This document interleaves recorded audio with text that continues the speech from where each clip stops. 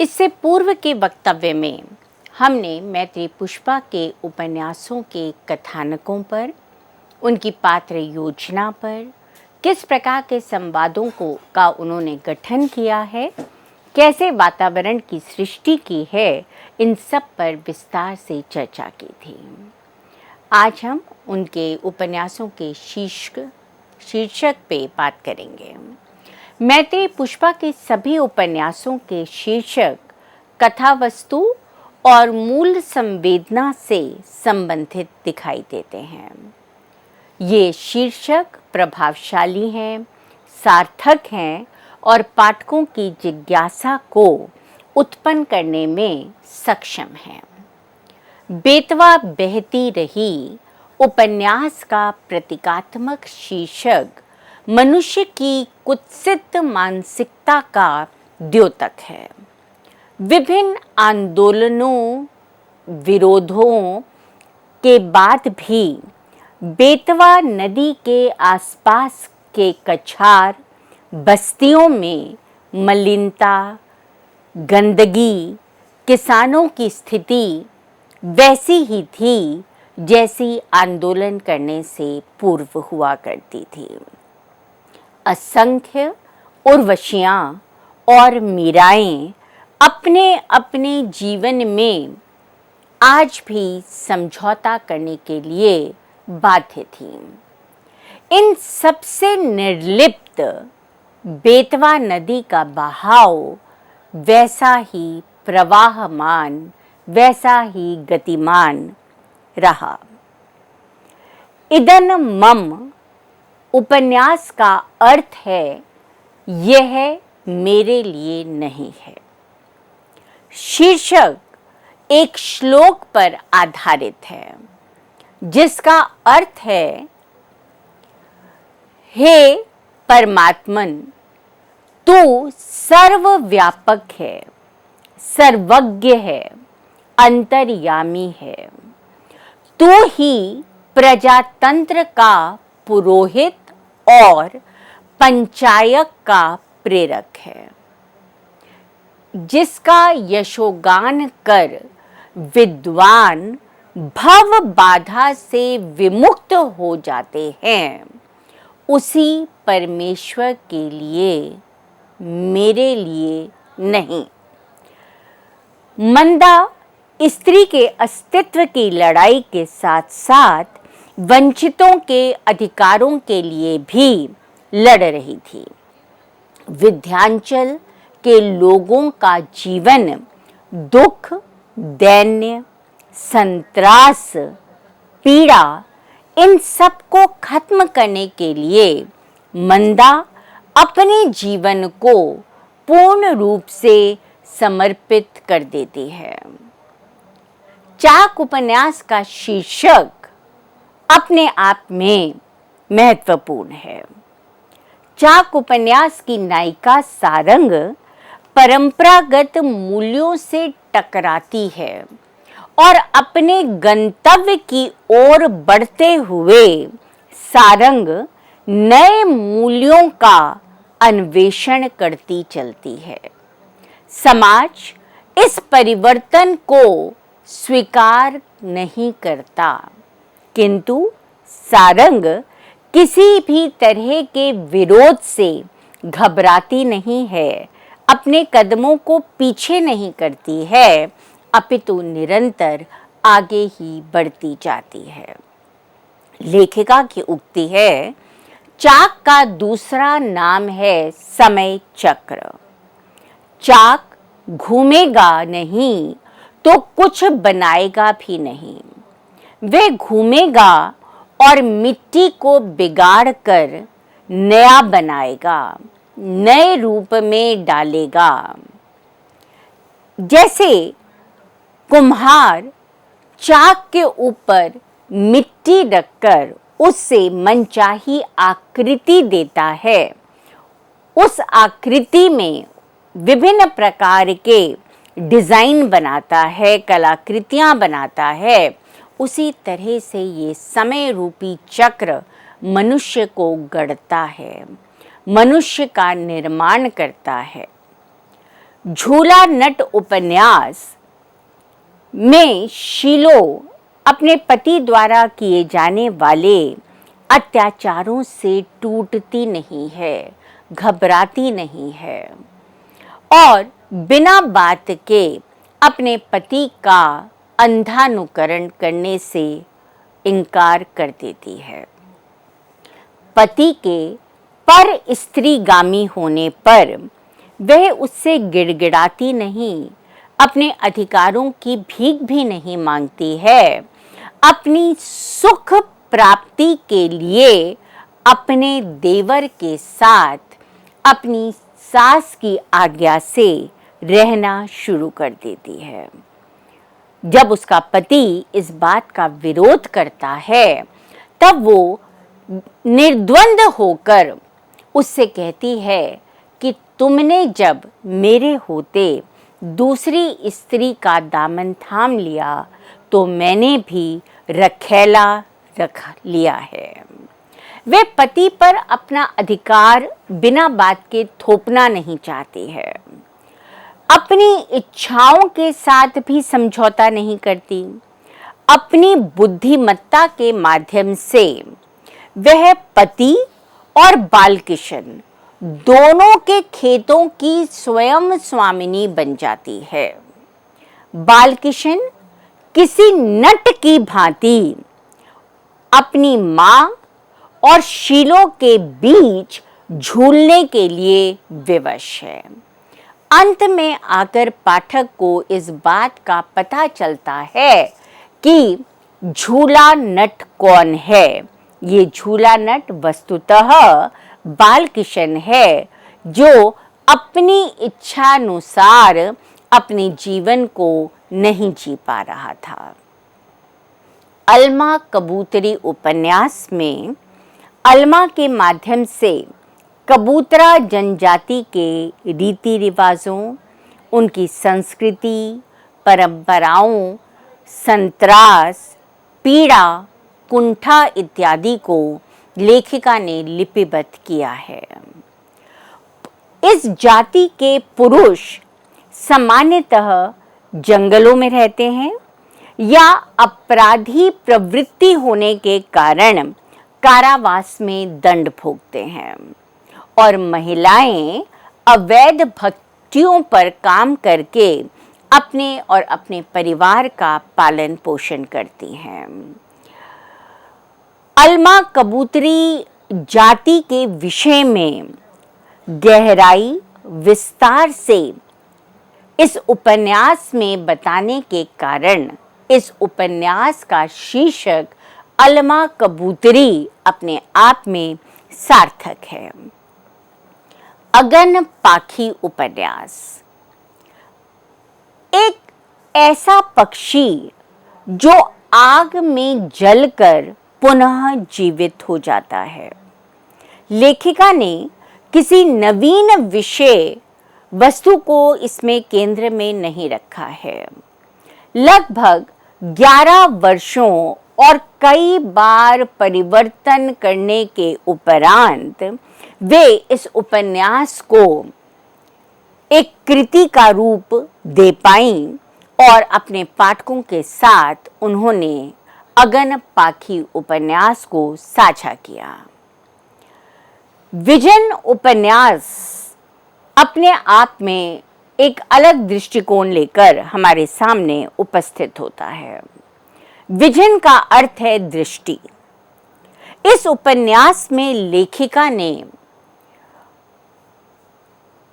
चिकित्सा जगत में होने वाले विभिन्न कार्यों के साथ साथ किस प्रकार से कुछ लोग धांधली करते हैं और इस भावना से भरे हुए एक बहुत पवित्र जो व्यवसाय है उसको व्यापार बना देते हैं।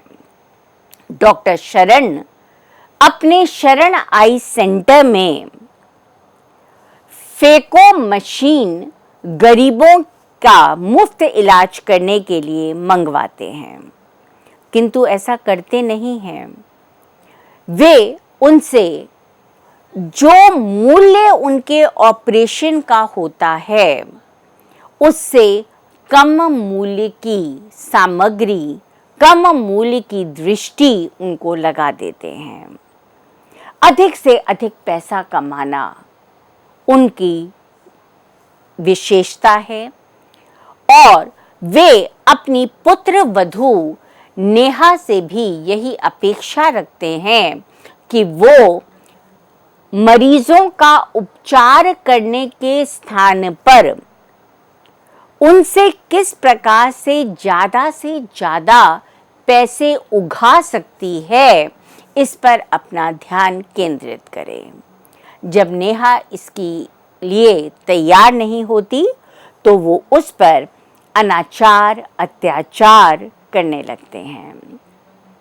डॉक्टर नेहा के मना करने पर न केवल उनके साथ दुर्व्यवहार किया जाता है,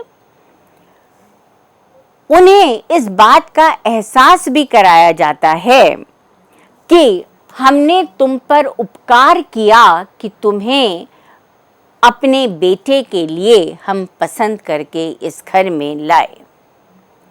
उपन्यास के द्वारा लेखिका ने प्रतिष्ठित, सम्मानित डॉक्टरी पेशे में संलग्न कतिपय डॉक्टरों की वास्तविकता, धन लालसा से अपने पाठकों को परिचित कराया है।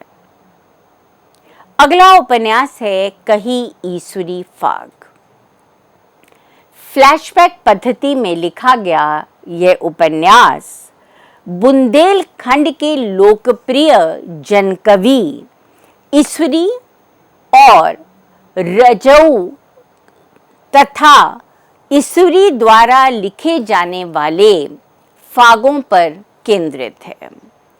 किस प्रकार से ईश्वरी और रजवी आपस में मिलते हैं, उनके मध्य प्रेम उत्पन्न होता है और रजऊ किस प्रकार से ईश्वरी के फागों के केंद्र बिंदु बन जाती हैं, इसे बहुत सुंदर ढंग से लेखिका ने उजागर किया। इसके साथ ही उन्होंने इस उपन्यास में इस बात को भी उद्घाटित किया है कि कई बार शोध निर्देशक सामग्री के साक्ष्यों में कमी होने के कारण, उनका तथ्यपरक ना होने के कारण अपने विद्यार्थियों की शोध को प्रस्तावित नहीं करते, स्वीकृति नहीं देते और मेहनत करने के बाद भी किस प्रकार से शोधार्थी डॉक्टर की उपाधि लेने से वंचित हो जाते हैं। कस्तूरी कुंडल बसे ये लेखिका का एक ऐसा उपन्यास है जिसे कुछ विद्वानों ने औपन्यासिक कृति माना है और कुछ ने इन्हें लेखिका की आत्मकथा के रूप में अपनी स्वीकृति दी है। लेखिका ने इसमें विगत की स्मृतियों के माध्यम से अपनी और अपनी माँ की कहानी को विस्तार से पाठकों के साथ साझा किया है। इसकी कथा क्रमानुसार नहीं चलती है। माँ अपने जीवन की कहानियों की पिटारी में से प्रसंगानुसार और कुछ अपनी इच्छानुसार घटनाओं को निकालती है और उसे बेटी के साथ साझा करती है। ये कहानियाँ माँ के जीवन से संबंधित हैं और बेटी को प्रेरणा देने वाली हैं। अगर हम बात करें कि मैत्री जी ने अपने उपन्यासों में किस प्रकार की भाषा का प्रयोग किया है, तो उस संदर्भ में डॉक्टर राजेंद्र यादव जी का वक्तव्य अपने आप में महत्वपूर्ण है। उन्होंने एक स्थान पर इस विषय में चर्चा करते हुए कहा, मुहावरेदार, जीवंत और खुरदरी लगने वाली भाषा की गवई ऊर्जा मैत्री का ऐसा हथियार है जो उन्हें अपने समकालीनों में सबसे अलग और विशिष्ट बनाता है। मैत्री पुष्पा जी ने अपनी भाषा को सजाने का, संवारने का काम नहीं किया। जैसे भावों का उदय उनके मस्तिष्क में हुआ, उनके हृदय में हुआ, उसे व्यक्त करने के लिए जिस प्रकार की भाषा का प्रयोग उन्हें रुचिकर लगा, जैसे शब्द उनके दिमाग में आए, उन्होंने उसका निसंकोच प्रयोग किया है। मैत्री जी ने संदर्भानुसार, पात्रानुकूल, सारगर्भित, व्यवहारिक, प्रसंगानुकूल, स्वाभाविक संस्कृत, अंग्रेजी, उर्दू, प्रांतीय भाषाओं के शब्दों का अपने उपन्यासों में समावेश किया है। संस्कृत के शब्दों को अगर हम देखें तो बेतवा बहती रही उपन्यास में श्वेत केशी, शापग्रस्त, चक्षु, गजगामिनी शब्दों को लिया जा सकता है। इदन मम उपन्यास में कंज मुख संस्कृत का शब्द है। चाक उपन्यास में मृतक वाहन, कृतवा द्रोण जैसे शब्द उपस्थित हुए हैं। अलमा कपूदरी उपन्यास में अज्ञ शब्द संस्कृत भाषा से लिया गया है। अगन पाखी उपन्यास में ज्योति पुंज शब्द संस्कृत का है। इसी प्रकार से लेखिका ने अपने उपन्यासों में अंग्रेजी भाषा के शब्दों का भी निसंकोच प्रयोग किया है। जैसे बेतवा बहती रही उपन्यास में पॉइंट्स शब्द है, ब्लड टेस्ट शब्द है, हॉस्टल शब्द है। इदमम उपन्यास में इन्फेक्शन, रिक्वेस्ट शब्दों का प्रयोग किया गया है। चाक उपन्यास में इंस्पेक्टर, इंसल्ट जैसे शब्द आए हैं। अलमा कबूतरी उपन्यास में हम एडवांस, कुकर जैसे अंग्रेजी के शब्द देख सकते हैं। लेखिका ने भावाभिव्यक्ति के लिए प्रांतीय और स्थानीय भाषा के शब्दों को भी उपन्यासों में स्थान दिया है। बेतवा बहती रही उपन्यास से अगर हम उदाहरण देखें तो थरप, चूरा, मोंडी शब्द हैं। इदमम उपन्यास में मरद शब्द आया है। चाक उपन्यास में नौहर, उलार शब्द देखे जा सकते हैं। झूला नट उपन्यास में दारी, सांग जैसे शब्दों की भरमार है, तो अलमा कबूतरी उपन्यास में डिंगरी और सुरंगा जैसे शब्द देखे जा सकते हैं। अन्य भाषा के शब्दों में मराठी भाषा के शब्द भी हमें इनके उपन्यासों में दिखाई देते हैं, जैसे वय, फड, नथ। ये शब्द हिंदी के नहीं हैं, ये मराठी भाषा के शब्दों का लेखिका ने प्रयोग किया है। उर्दू भाषा के शब्दों में से अगर हम देखें तो शख्स, दिलफरेब, बारूद, आशिकी, खामियाजा जैसे शब्द लिए हैं। इसके साथ ही लेखिका ने अपनी भाषा को और अधिक सुंदर बनाने के लिए स्थान स्थान पर मुहावरे, लोकोक्ति, कहावत और सूक्ति वाक्यों का भी प्रयोग किया है। इस तरह से हम देखते हैं कि मैत्री पुष्पा के उपन्यास सिर्फ शीर्षक की दृष्टि से ही रोचक नहीं है, जिज्ञासावर्धक नहीं है, अपितु भाषा की दृष्टि से भी उनका अपना महत्व दिखाई देता है। अपने अगले वक्तव्य में हम इस पर और अधिक चर्चा करेंगे और उसके साथ ही हम उषा देवी मित्रा जो उपन्यास भी जिन्होंने लिखा है उनके बारे में भी जानने का प्रयास करेंगे। तब तक के लिए आज्ञा दीजिए।